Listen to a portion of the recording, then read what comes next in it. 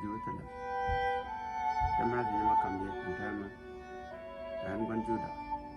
ka kui pal ka dan pal ba pal ki changa ngwan ka kon ka North America ke Tuesday ke ta di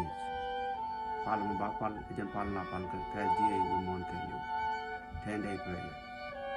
So Nathan Kura organized this year to Australia. So because nga yo bana gwadjak rama cha kam gwat karama kam gwat so bana ka jek ka gwat cha pal to ka kuna yel larma te mako pal to ka jan pai kele ci pentene yendi al bi amati ci melin me temi ci dot makan martin dan balo martin nay ko ken ko video na bi kan kala ko mati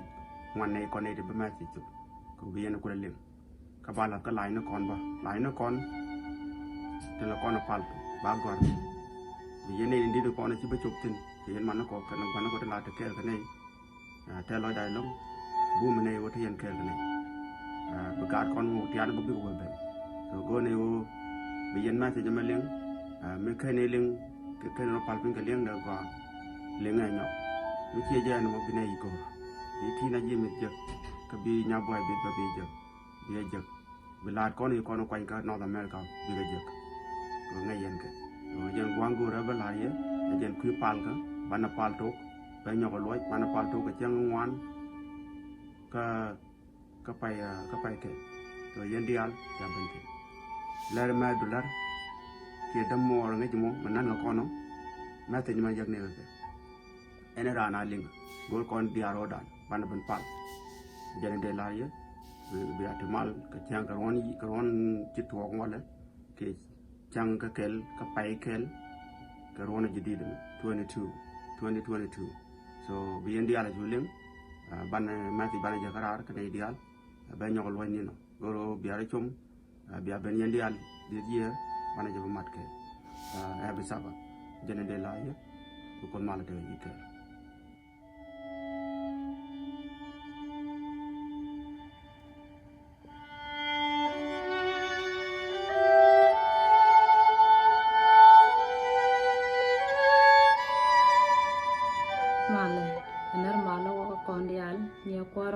gat Quarakos when dial into content we mon keleo tika North America tika Australia tika Europe tika Africa anar malam ma wakaji ka lera ma wakaji kwi pala dan chat ka men ngi kone en wo la 7-day Adventist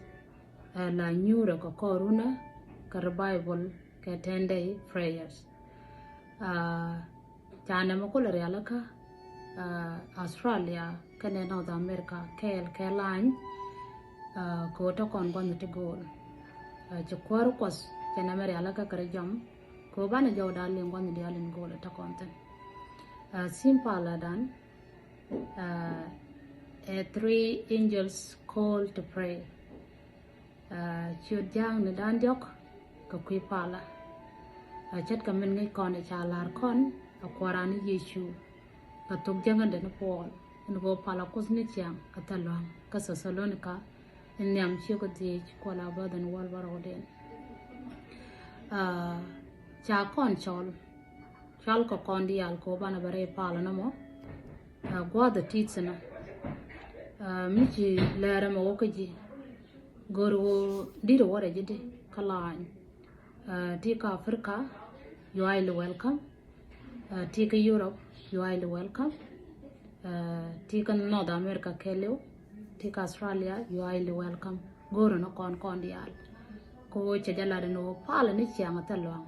talaram ken mi mention en wojin nga ko me jin pal e ken kon dial kan mu da kon pal ka je talang ka je terin mu go me chalar kon bo nyobo ka Peter en nyam den kyogo dich bad badak chela dan wona ne rodun kata e jina kwanta arun la gwan jengne ure chat ka luñ mangar ka gora rama baroj namaba akel mi jogo kono wona ne taya pala ni chang ko didi gwanta aran ura kora ni chang chat ka luñ mangar mi jago kono puje che konta pala ki che konta nyam gwandan la kona wo ko pin ka ba la man gore be cholat ka kujamo ci jak ci ga ciut ka kuidan cet ka men ngai kone tuk jang na dan diok ten chalat bo ka news go chal ka kon palakos en chinal kane pin jak ka bar kane lo le pin ko ci gwas mugo lok de ci chok jenen gor ka kon ka jenen chal ka kon mi ci lera me chop ko ji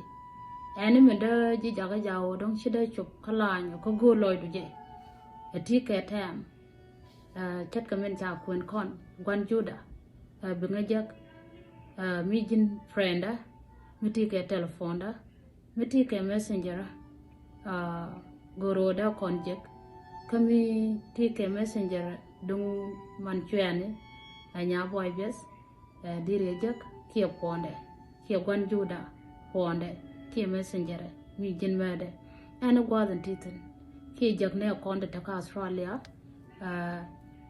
jak kan ma jio kia pastoran kana mandware nya wi ya ni nya pot amani nya tut ni nya wech ana gwada tisina mana ne dial den ko ken den kan ngach ka ta ka ji ka da ken lok ko dir bara ji di gorka wanda dial ta kanten alar ko kon dial ana chana ban pal na pos dan anyok bo te ga mi cha lar kon mane wo ken ti joga tene bi jegra ora rep ko ko pos jan bo ko mare ban rode mi cha kon chul pal akwaran ko jen ngi jatin tan yang chupaktan ko te ga ti baban kam ne ke ngai ko ne wo te ga rik tungwan to wana kan ka ban wi dan chiro jen wo ban kwara pos dan ti jana tuk duli kon a jenon kwala chol kon nyok bo cha laran wo te ga nil ti bidam ka nin din jok mi cha kon chul pal shu goro wo paktan ko kuju wo da ka da mane mi dong da ka dam be jen gwalan da na pala kia nei gor pos dan en wo bana tare pala ne chang atalo chana bare ma da konyal ko te ga tang wanda ko tala to tala le konyal ke normala hawo ke yendial ka lere me hawo ke yendial wana dialan gol tinde yenten chwana dol ka ngai ne jen won ne ci kwaran cha ko la ler en wo tay jena ane chana te jena ko ndial pot kwaran akon yoba ni chiang wana dial da konten amal te yendial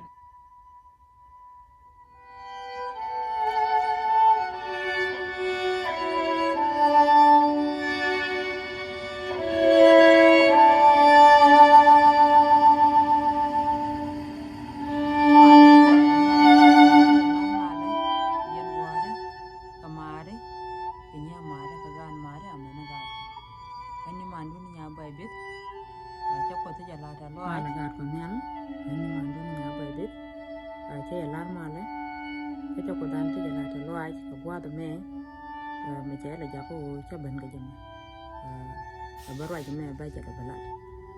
kala ko dan ta loy ko to kon bos to kon no dai ru no mi jidit kamal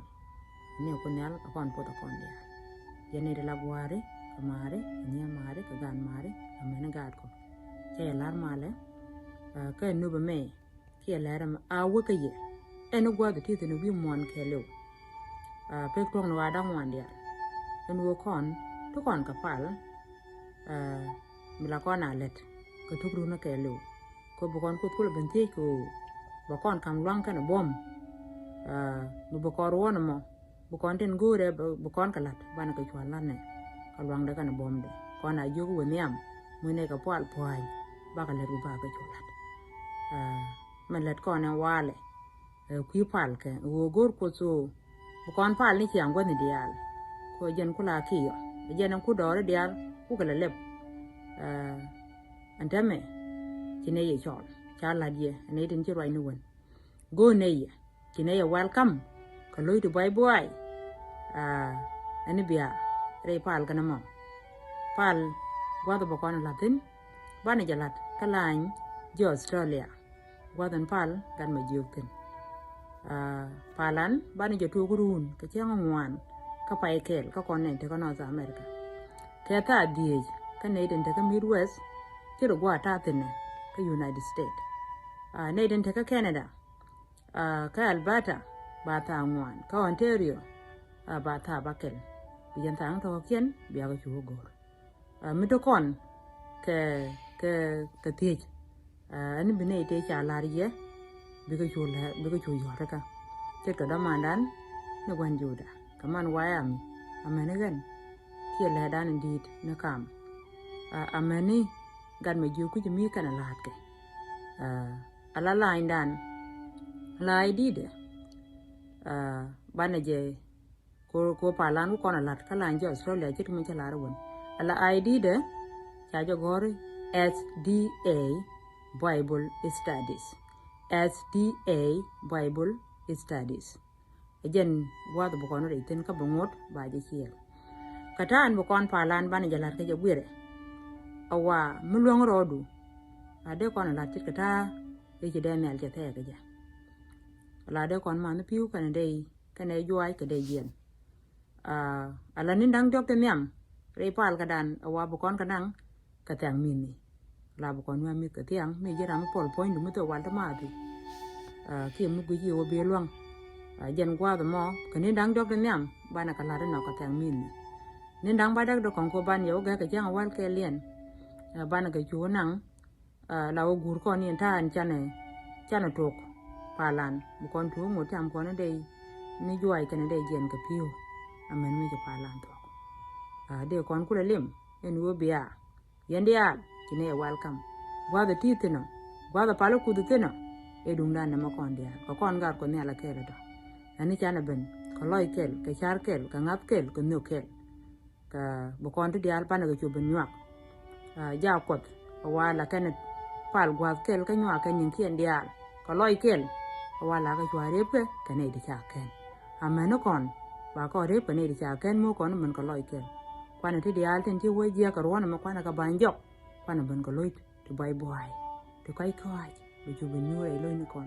ka bo kon ju ben kam mi kon dia la kon de ko put kon dia ngo ko re nyen kon mo gwa ani bi ya yen dia kini chol je no go ne na mo e dum dan kon dia